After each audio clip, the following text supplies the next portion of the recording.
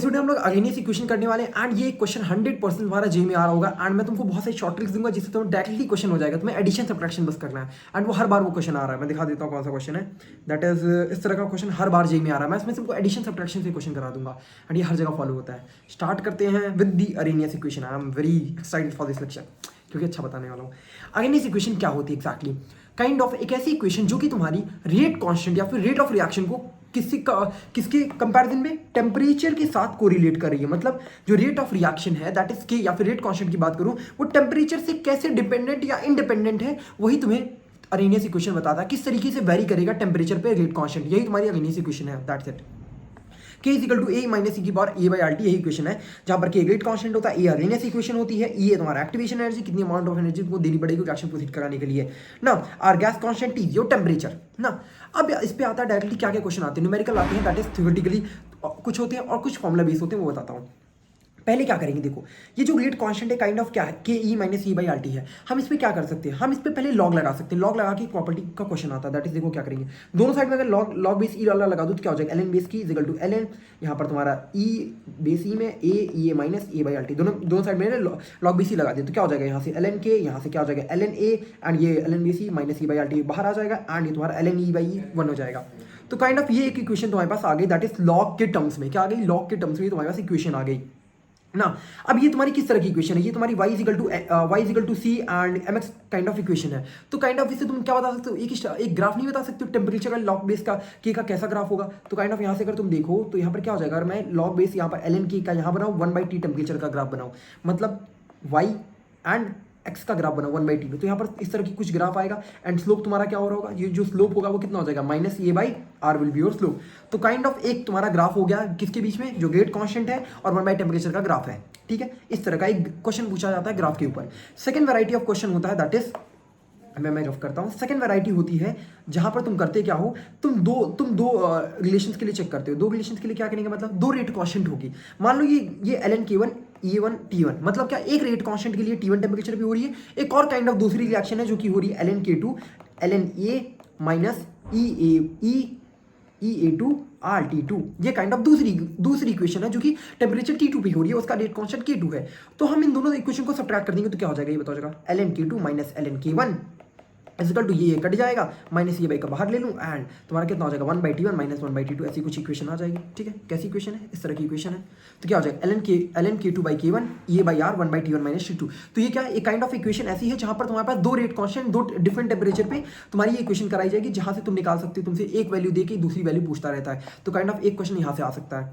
Second आता है कि तुम्हें इसको जो हमने कहा ये लॉग बेस ई का, अगर लॉग बेस 10 का चाहिए तो क्या करोगे, 2.303 से डिवाइड कर दो, तुम्हारे पास एक दूसरी इक्वेशन आ जाएगी ना। ये दो डायरेक्ट क्वेश्चन हो जाएंगे। अब इसी पे जो तुम्हें चीज़ें मुझे सिखानी है, मोस्टली मैं क्वेश्चंस के थ्रू सिखाता हूँ क्या क्या चीज़ें में करनी है। क्वेश्चंस के थ्रू पहला टाइप ऑफ क्वेश्चन आता है दैट इज कि मैं ग्राफ के ऊपर क्वेश्चन आएगा। तो ग्राफ के ऊपर क्वेश्चन किस तरह का है, हमारे पास K E minus E by R T है। तो हमने क्या है, ये क्वेश्चन में हम क्या कर सकते हैं, मैं दोनों साइड लॉग ले लूँ तो दोनों साइड लॉग ले लूँगा तो तुम्हारे पास क्या है एल एन के एंड तुम्हारे पास एल एन ए माइनस ये बाई आर टी। ये तुम्हारे पास ये log base K L N minus C by R T का एक तुम्हारे पास स्ट्रेट लाइन की इक्वेशन है। अब इसी में तुम्हें एक क्वेश्चन आता है इस तरीके का, तुम्हें ये का कंपैरिजन कराने के लिए होता है। तो करेंगे क्या, हमें बोला क्या है, कंसीडर द फॉलोइंग, हमें लॉग के वर्सेस 1/T में 3 डिफरेंट रिएक्शन के लिए कराई गई है और तुम्हें ये कंपेरिजन करना है, एक्टिवेशन एनर्जी का कंपेरिजन है। ठीक है, करेंगे कैसे, तो एक बात बता भाई, हमने जब ये ग्राफ बनाते हैं तो ग्राफ में क्या होता है दैट इज एल एन के और यहाँ पर क्या होता है 1/T और ये जो ग्राफ आता है उसका स्लोप क्या होता है माइनस ए बाई आर, यही होता है। ठीक है, स्लोप कितना होता है माइनस ए बाई आर। तो देखो हमें यहाँ कंपैरिजन किस चीज़ का करना है, E1 E2 E3, मतलब एक्टिवेशन एनर्जी का कंपैरिजन करना है। बट हमें एक्जैक्टली पता है क्या कुछ क्वेश्चन में कि ये क्या है, टी क्या है, एल क्या, कुछ पता है क्या तेरे को, कुछ भी नहीं पता है। तेरे को बस यहाँ से क्या पता चलेगा, इस ग्राफ को देख के तू क्या पता लगा सकता है, जानता है, सिर्फ और सिर्फ तू स्लोप बता सकता है। स्लोप कैसे पता चलेगा, स्लोप क्या होता है, काइंड ऑफ स्लोप तुम्हारा कितना है, सबसे ज़्यादा स्लोप यहाँ पर क्या है 2 का 1 एंड देन 3 का स्लोप है। सबसे ज़्यादा स्लोप किसका है, 2 का देन 1 का एंड देन 3 का। कैसे निकालते हैं, काइंड ऑफ एक्स एक्सिस से कितना ज़्यादा एंगल पे कोई चीज़ है, अगर माइनस में है तो माइनस में भी चेक कर सकते हो या फिर तुम डेरिवेटिव डिवाइड बाई डिक्स वाले से भी चेक कर सकते हो। ठीक है, तो kind of 2 1 3 will be slope. निकालना क्या है, बेसिक चीज़ क्या है, एक्स एक्सिस या वाई एक्सिस से देखो कौन सबसे ज़्यादा एंगल पे है, जो सबसे ज़्यादा एंगल पे होगा, जिसका ज़्यादा स्टीपर स्लोप होगा वही उसका सबसे ज़्यादा स्लोप होगा। तो यहाँ पर तुमने देख लिया कि जो स्लोप सबसे ज़्यादा किसका है, 2 के लिए देन 1 के लिए देन 3 के लिए। ठीक है, मतलब जो स्लोप वैल्यू है वो 2 की ज़्यादा है देन 1 एंड देन 3। ठीक है नाउ। अब ये स्लोप एग्जैक्टली होता क्या, स्लोप होता है माइनस ये बाई आर। स्लोप क्या होता है, माइनस ये बाई आर। हम यहाँ पर मैग्नीट्यूड की बात कर रहे हैं, तो मैग्नीट्यूड की कंपैरिजन में जब कंपैरिजन कराएंगे तो क्या हो जाएगा, तुम यहाँ से देख सकते हो जब स्लोप तुम्हारा 213 का है, इस तरह में ऑर्डर में जा रहा है, तो जो तुम्हारा अगर स्लोप क्या है, स्लोप इज योर माइनस ये बाई आर। आर तो कांस्टेंट है, आर तो तुम्हारा कांस्टेंट है, तो मतलब जो एक्टिवेशन एनर्जी है that will be directly depending on what, that will be directly depending on what is your slope values. तो मतलब सबसे ज्यादा ये वैल्यू किसकी हो जाएगी, ये वैल्यू 2 की, देन 1 की एंड देन 3 की। डायरेक्टली तुम इससे लीड कर सकते हो। मतलब काइंड ऑफ एक क्वेश्चन किस तरह पूछेगा, तुम्हारा जो स्लोप दे देगा, स्लोप के अकॉर्डिंगली तुम कंपैरिजन कर सकते हो यहाँ से, या फिर तुम्हें क्या दे देगा, स्लोप की वैल्यू दे देगा, ये पूछ लेगा, टी पूछ लेगा, कुछ भी ऐसे पूछ सकते हो वहाँ पर ना। अब नेक्स्ट सेट ऑफ क्वेश्चन होता है थियोरेटिकल वाइज। अब ये थियोरेटिकल में बहुत इंपॉर्टेंट, देखो सबसे पहले बोला कौन से स्टेटमेंट इसमें से तुम्हारे पास सही होंगे, इंपॉर्टेंट चीज है। तो अपने पास इक्वेशन क्या, इक्वेशन है K E minus E by R T. तो इक्वेशन में कुछ बात बोल रहा हूँ, जो स्टेटमेंट है, स्टेटमेंट याद रखेगा ना, वही घुमा फिरा के वही पूछ रहे हैं वो लोग। पहला स्टेटमेंट क्या है, the Arrhenius constant holds on elementary homogeneous equation. मतलब ये जो रिएक्शन है ये बोल रहे हैं होमोजेनियस इक्वेशन पे आप लगाना और एलिमेंट्री पे लगाना। भाई इतनी सारी रेस्ट्रिक्शन दोगे तो हम क्या इसको, नहीं, जो अरेनियस इक्वेशन होती है किसी चीज को नहीं मानती, होमोजेनियस हेटेरोजेनियस हो, single order double order reaction कोई भी हो, तो काइंड ऑफ हर इक्वेशन के लिए सेटिस्फाई होता है। तो ये स्टेटमेंट क्या हो जाएगी, गलत। समझ गए, ये सारी की सारी रिएक्शन के लिए सेटिस्फाई करता है, ये नहीं सिर्फ एलिमेंट्री के लिए ये सेटिस्फाई, ऐसा नहीं है कि सिर्फ एलिमेंट्री के लिए। ये पहला स्टेटमेंट गलत हो गया, ये याद रखेगा ना। सेकंड आता है क्या स्टेटमेंट, याद रखना ये चीज को कि एलिमेंट्री के अलावा भी और सारे रिलेशन के लिए होता है, अकेले के नहीं भी बोल सकते। Unit of A same as that of K in Arrhenius equation. मतलब जो तुम्हारी ए की यूनिट होगी वो के की यूनिट के बराबर होगी। ये कैसे निकालें यार, ये भी याद रखना पड़ेगा। नहीं देखो एक बात बताओ, के minus A by R T, ये क्या है, माइनस ये बाई आर टी, ई की पावर, ये जो क्वांटिटी लिखी है क्या है, ये क्वांटिटी क्या है, एक्सपोनेंशियल की पावर समथिंग है, 2 की पावर 3, 2.7 की पावर कुछ, ई की वैल्यू क्या होती है 2.7 की पावर कुछ भी कर ली। भाई ये तो न्यूमेरिकल वैल्यू है ना, न्यूमेरिकल वैल्यू 10 20 50 कुछ भी हो सकती है। तो भैया अगर ये न्यूमेरिकल वैल्यू है तो जो के की यूनिट होगी वही तुम्हारी ए की भी यूनिट होगी, सही है। तो तुम्हारा सेकंड क्या स्टेटमेंट सही हो जाएगा, ए और के की यूनिट सेम होती है। सेकंड क्या बोला जाए, at a given temperature lower activation means fast reaction. मतलब जो लो एक्टिवेशन एनर्जी जहां पर होगी वहां फास्टर रिएक्शन होगी। दो तरीके से बताता हूँ, मान लो मैंने इस तरीके से तुम्हारे पास ग्राफ बना के दे दिया, ठीक है। यहाँ पर एक्टिवेशन एनर्जी क्या होगी, अगर मैं यहाँ पर इस तरह बनाता हूँ तो एक्टिवेशन एनर्जी तुम्हारी ये है, कहीं पर यहाँ पर ये है। तो एक बात बताओ, जहाँ ज़्यादा चढ़ाव होगा, जहाँ ज़्यादा मुश्किल, जहाँ एक्टिवेशन एनर्जी ज़्यादा होगी तो रिएक्शन उस लेवल तक जाने में इसको मुश्किल लगेगा या नहीं लगेगा। वही तुम्हारी आरडीएस स्टेप होती है। आरडीएस स्टेप का मतलब क्या है, रेट डिटरमाइनिंग स्टेप, जो कि स्लो है। जहाँ सबसे ज़्यादा उछाल होगा, मतलब एक गाड़ी तुमको चलानी है, क्या करोगे, गाड़ी जहाँ ज़्यादा ऊंची होगी तो वहाँ क्या लगेगा, टाइम लगेगा, तो वहाँ पर क्या होती है, स्लो हो जाती है। जहाँ पर कम ऊंचाई होती है वहाँ पर क्या होता है वहां पर फास्ट चीजें हो जाती हैं। तो समझ गए। तो at a given temperature low activation energy होगी तो फास्ट रिएक्शन होती है, अगर हाई एक्टिवेशन एनर्जी होगी तो स्लो रिएक्शन हो जाएगी। इसको डायरेक्टली इस तरीके से मैं समझा सकता हूँ, ग्राफ से के बिना भी इसको हम इक्वेशन से भी देख सकते हैं, ग्राफ से नहीं देखना चाहते तो देखो। हम अगर कहें के इज योर रेट कांस्टेंट, अगर तुमने क्या कहा, लो एक्टिवेशन एनर्जी, लो एक्टिवेशन मतलब माइनस ये की जो ये वैल्यू है वो क्या कम होगी। अगर ये वैल्यू कम होगी तो क्या होगा, के ई की पावर, अगर मैं इसको नीचे उतार दूँ तो क्या हो जाएगा, ई की power A by R T. मतलब टेम्परेचर के बारे में कुछ बोल नहीं रहा।